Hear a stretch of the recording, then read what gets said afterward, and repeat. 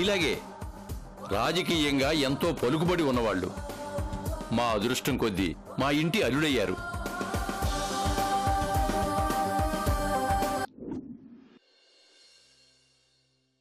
నిజంగానే మీరు chocolate boy కాదు మాస్ మహారాజా అనుకుంటే మీ ఆవిడ్ని మోసి ఆచారాన్ని పాటించండి.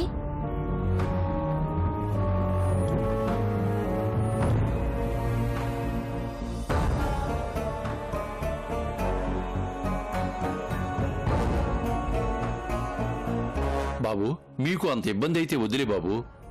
ఎందుకంటే మధ్యలో ఏ కాస్త అపశృతి దొరికినా 3 ప్రదక్షిణలు పూర్తి చేయకపోయినా శివయ్య ఆగ్రహిస్తాడు. కాపురం నిలబడదు బాబు.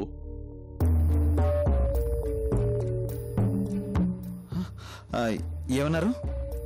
భక్తితో ఆ 3 ప్రదక్షిణలు పూర్తి చేయక చాలా మంది కాపురాలు కూలిపోయాయి బాబు.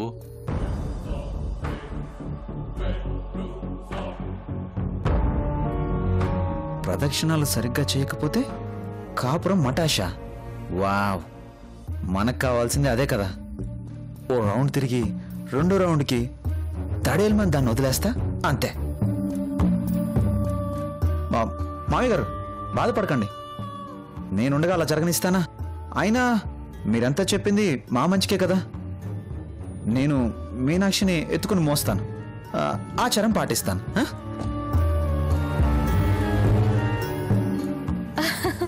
That is Krish. సరే సరే పదండి పదండి, టైం అవుతోంది, పదండి.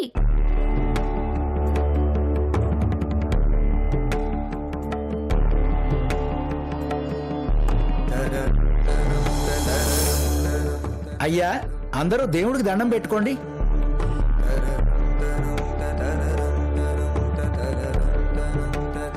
బాబుగారు అమ్మాయిని ఎత్తుకోండి.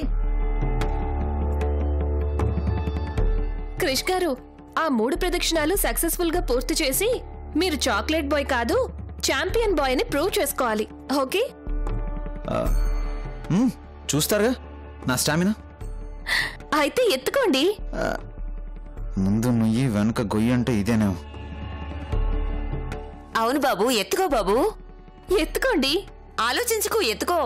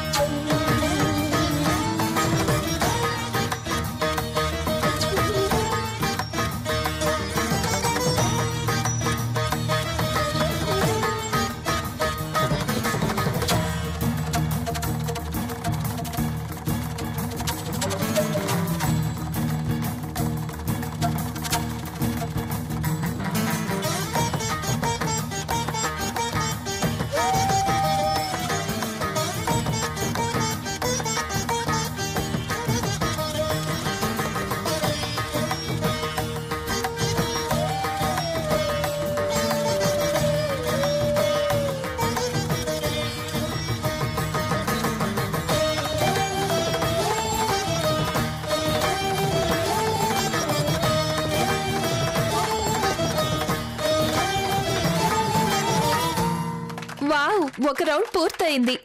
ఇంకా 2 రౌండ్లు ఉన్నాయి క్రిష్ గారు. అవి కూడా పూర్తయితే అప్పుడు మీరు గెలిచినట్టే.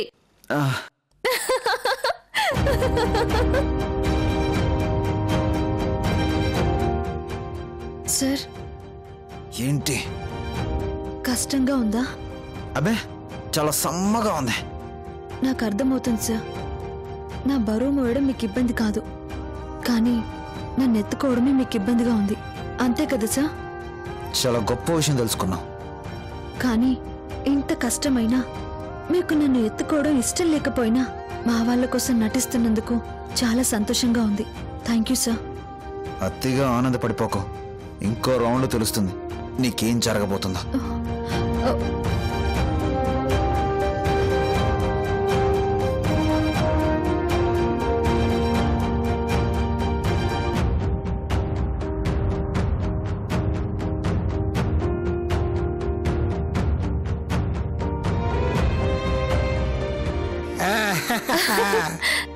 క్రిష్ గారు 2వ రౌండ్ కూడా కంప్లీట్ చేశారు. కానీ ఇంకొక రౌండ్ ఉంది. ఇప్పుడుంది అసలైన టాస్క్. కానీ మీరు 3వ రౌండ్ కూడా పూర్తి చేస్తారనిపిస్తోంది. ఘాటికులే, గ్రేట్ క్రిష్ గారు. ఆహా, ఈ అమ్మాయి అలా పొగుడుతుంటే ఎంత బాగుంది. క్రిష్ గారు ఈ 3వ ప్రదక్షిణం కూడా పూర్తి చేశారంటే ఇక మీ ఇద్దరిని ఈ జన్మలో ఎవ్వరూ దూరం చేయలేరు, మిమ్మల్ని విడదీయలేరు. అంత అవకాశం నేనెందుకు ఇస్తాను? ఈ రౌండ్లో ఆచారం ఫినిష్, మీనాక్షి డమాల్.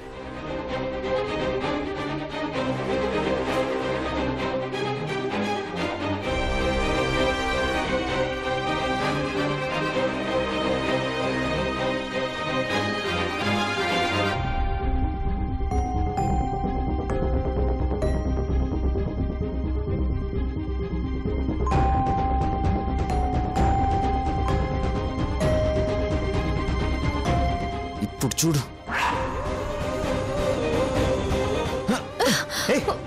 ఏంటిది? వదులు వదలను, వదలంటుంటే. వదలమంటుంటే చెయ్యి తీస్తావా లేదా? ఆహా. ఏయ్, క్రిష్ గారు వచ్చేయండి, మీరే గెలుస్తారు, రండి. షట్.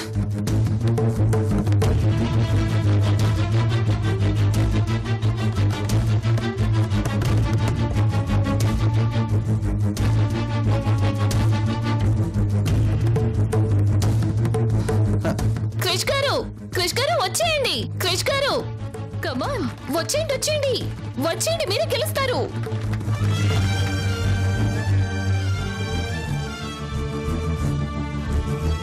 రండి త్వరగా రండి.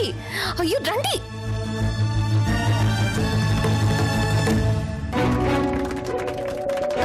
తీసుకెళ్ళండి తీసుకెళ్ళండి. రండి రండి.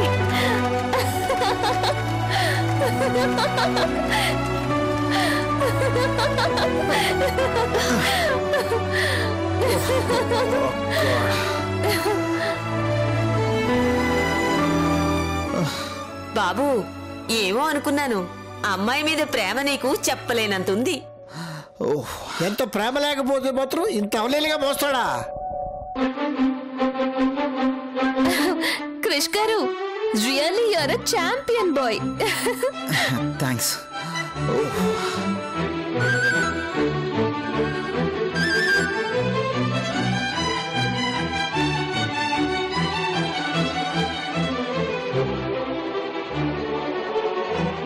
ఒరే రాముడు, నీ అల్లుడు బంగారం రా. మరి ఏమనుకున్నావా? పదండి పదండి పదండి పదండి పదండి.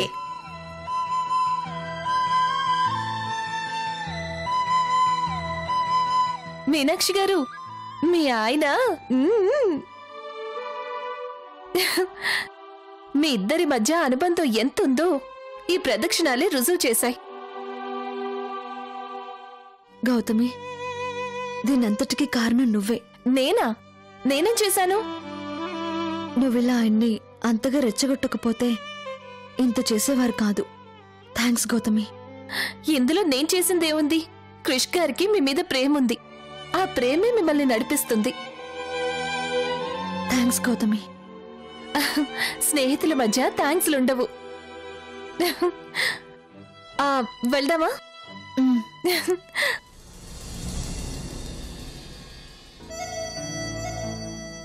థ్యాంక్స్ జాహ్నవి గారు, నా ఆకలి తీర్చినందుకు. కొరుకు తినాలనిపించే లేడీ ఫింగర్స్, నోరూరించే గోంగూర, ఆకలి పెంచే టమాటో. ఆహా, మీ చేతిలో ఏదో మహిముందండి. మీ చేతులకింకా తడుంది, సరిగ్గా తుడుచుకోండి.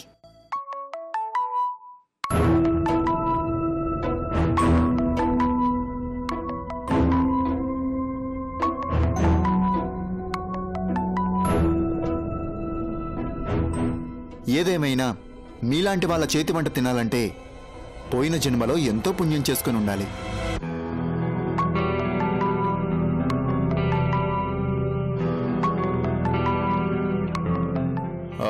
ఏమంటారు? మాట్లాడమంటాను. ఇందాకటి నుంచి మాట్లాడుతూనే ఉన్నాను కదా. నేనంటున్నది ఫోన్ ఎత్తి మాట్లాడమని. ఏదైనా ఇంపార్టెంట్ కాల్ అయి ఉంటుంది కదా. మీకన్నా ఇంపార్టెంట్ కాదులేండి. మీరు మోసేస్తున్నారని నాకు తెలుస్తోంది. మీకు తెలియట్లేదా? మీలాంటి అందమైన వాళ్ళతో ఇదే చిక్కండి. పొగడకపోతే చెడ్డ పదార్థం అంటారు, నిజం చెప్తే మోసేస్తున్నామంటారు. ఎలాగండి?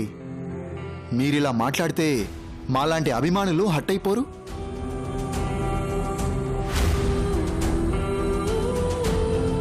జాహ్నవి గారు, వాదించే చేతులతో ఇంత బాగా వంట చేశారు కదా, మీకు వాదించడం ఇష్టమా, వంట చేయడం ఇష్టమా? వంట చేయడాన్ని ఇష్టపడతాను, కానీ వాదించడాన్ని ప్రేమిస్తాను. అమ్మో, ఈ తెలివి చూసేనా ప్రభుత్వం చాలాసార్లు చాలా అవార్డ్స్ ఇచ్చింది. ఎన్ని అవార్డ్స్ వచ్చాయని కాదు, ఎంతమందికి మనం న్యాయం చేశామన్నదే ఆలోచిస్తాను. ఎంత బాగా చెప్పారండి. అందుకే మీరంటే నాకు మీకు ఆ, ఆ, ఆ, అభిమానం. జాహ్నవి గారు, ఇప్పటి వరకు మీరు ఎన్నో కేసులు వాదించారు, ఎన్నో కేసులు గెలిచారు కదా, అందులో మీకు బాగా ఇష్టమైన కేసు ఏది? లాయర్కి ఇష్టమైన కేసులుండవండి, ఛాలెంజింగ్ కేసులు మాత్రమే ఉంటాయి. Your right.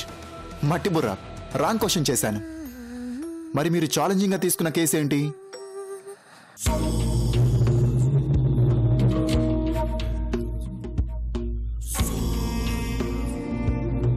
చాలా ఉన్నాయి.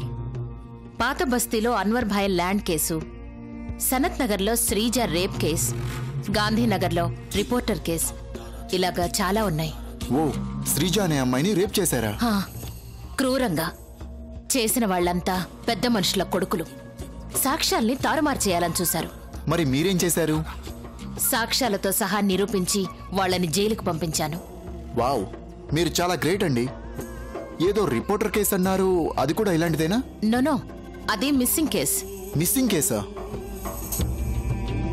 మీకు క్రైమ్ అంటే చాలా ఇష్టం అనుకుంటా. చిచి, క్రైమ్ అంటే ఇంట్రెస్ట్ ఏంటండి? తెలుసుకోవాలని చిన్న క్యూరియాసిటీ అంతే. ఏం జరిగిందండి? ఇప్పుడు తెలుసుకోవడం అంత అవసరమా? ఏమండి, మీ ప్రతిభా పాఠవాలు మాకు తెలియాలి కదండి. మీకున్న టన్నుల టాలెంట్లో ఓ కేజీ మాకు పారేయండి, భద్రంగా దాచుకుంటాం. చెప్పండి ప్లీజ్. అతను నవసమాజం పత్రికా రిపోర్టర్, పేరు ప్రభాకర్.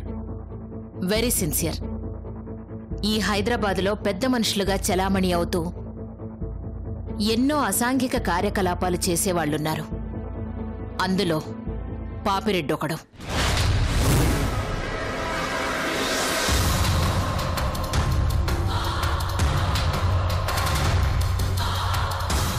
కూర్చోండి. Thank you.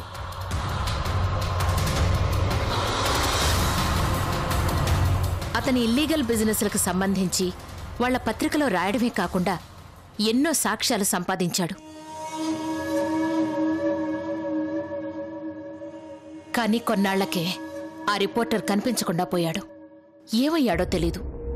అతని భార్య సాయం కోసం నా దగ్గరకొచ్చింది. పాపిరెడ్డి మీద అనుమానంతో మిస్సింగ్ కేసు పెట్టింది. కేసు కోర్టులో ఉండగానే పాపిరెడ్డి మనుషులు ఆమెని చంపాలని ప్రయత్నిస్తున్నారు. మై గాడ్, ఎంత ఘోరం జాహ్నవి గారు. ఆ అమ్మాయి మాత్రం దిక్కుతోచని స్థితిలో ఉంది. మరో 10-15 రోజుల్లో కేసు జడ్జి గారి ముందుకొస్తుంది.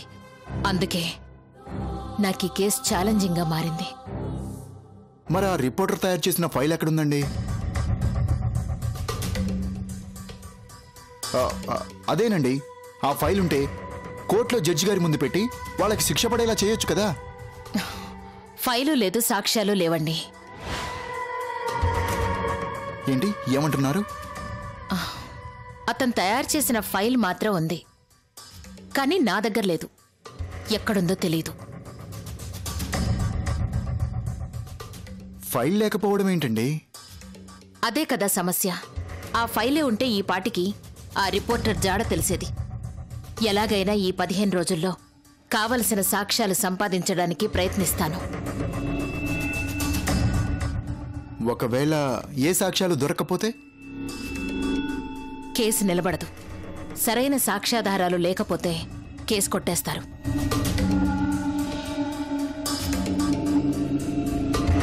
కానీ ఆ రిపోర్టర్ని వాళ్ళేదో చేశారన్నది మాత్రం నిజం.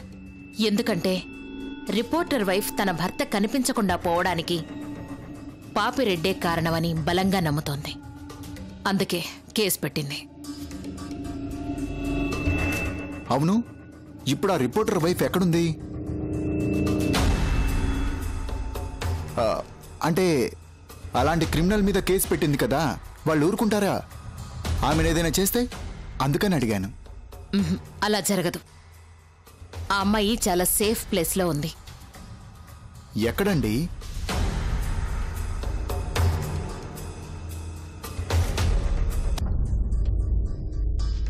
మీ ఇంట్లోనే.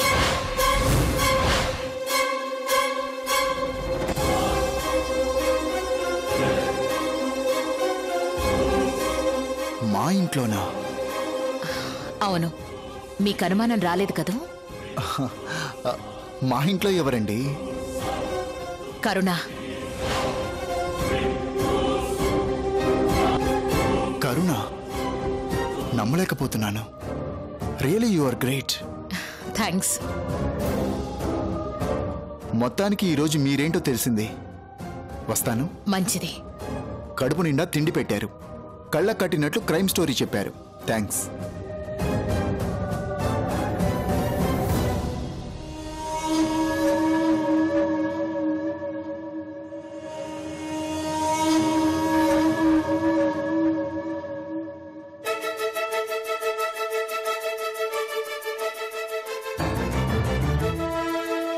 ఏంటి వింతగా ప్రవర్తిస్తున్నాడు?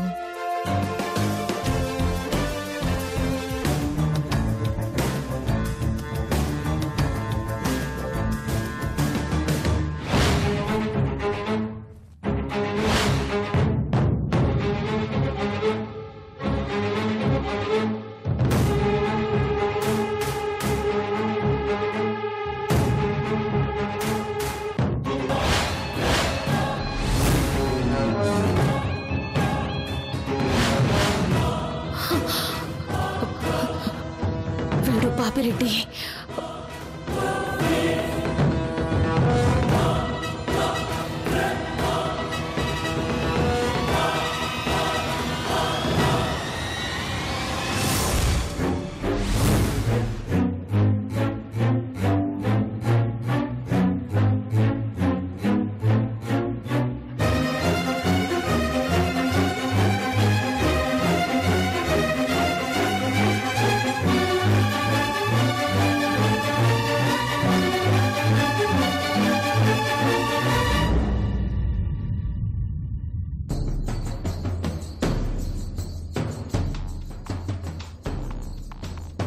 రే భద్రా, హలో. రేయ్ భద్రా. నేనయ్యా బలరాం, భద్రా బాబుని. అంకుల్ మీరా? ఏంటయ్యా విషయం? ఆ ఫైల్ దొరికిందా? ఆ విషయం చెప్దామనే ఫోన్ చేశాను. భద్రా ఎక్కడా? నాకు చెప్పు, నేను చెప్తాను కదా. Good news uncle. అదే ఏమిటో చెప్పవయ్యా. మీరు ఏ ఫైల్ అయితే తీసుకురమ్మని నాకు అప్పగించారో ఆ ఫైల్ లాయర్ జాహ్నవి దగ్గర లేదు.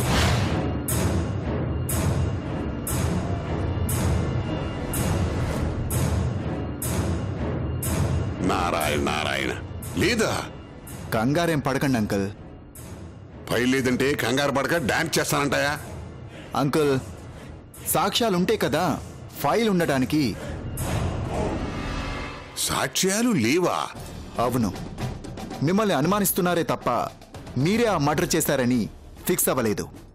కేసు పెట్టారే తప్ప కేసుని స్ట్రాంగ్ చేసే సాక్ష్యం ఏ ఒక్కటి వాళ్ళ దగ్గర లేదు. సో మీరు సేఫ్. అంత గట్టిగా ఎలా చెప్పగలవు బలరాం? ఇది నా మాట కాదు, లాయర్ జాహ్నవి మాట. జాహ్నవిని మచ్చిక చేసుకొని తన నోటితో చెప్పించిన మాట. ఈ కేసు వీక్ అని ఆవిడ స్వయంగా చెప్పింది అంకుల్. ఇంకెందుకు టెన్షన్? ఫైల్ లేదు సరే, కేసు పెట్టింది బతికే ఉంది, మట చూసిన సాక్షి మిగిలి ఉంది. అసలే రాజకీయంగా ఎదగాల్సిన వాడిని. నా భయం నాకుంటుంది కదా. అయితే చంపేయండి. బలరాము, మా వాళ్ళు వాళ్ళని వెతికే పనిలోనే ఉన్నారు. వాళ్ళని కూడా లేపేస్తే ఏ గొడవ ఉండదు. వెతకక్కర్లేదు అంకుల్. ఆ రిపోర్టర్ గాడి పెళ్ళాం మా ఇంట్లోకే వచ్చింది.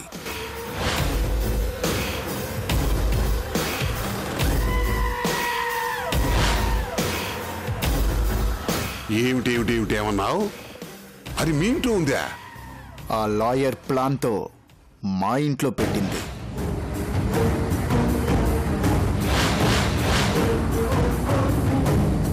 అయితే చంపి వెంటనే దాన్ని లేపి. లేపేయడానికి అది ఇప్పుడు ఇక్కడ లేదు. అబ్బా, ఇదేంటి ఇష్టయ్యా బలరాం? మేక పులి బోన్లోకి వచ్చినట్లు అది మీ ఊరికే వచ్చింది.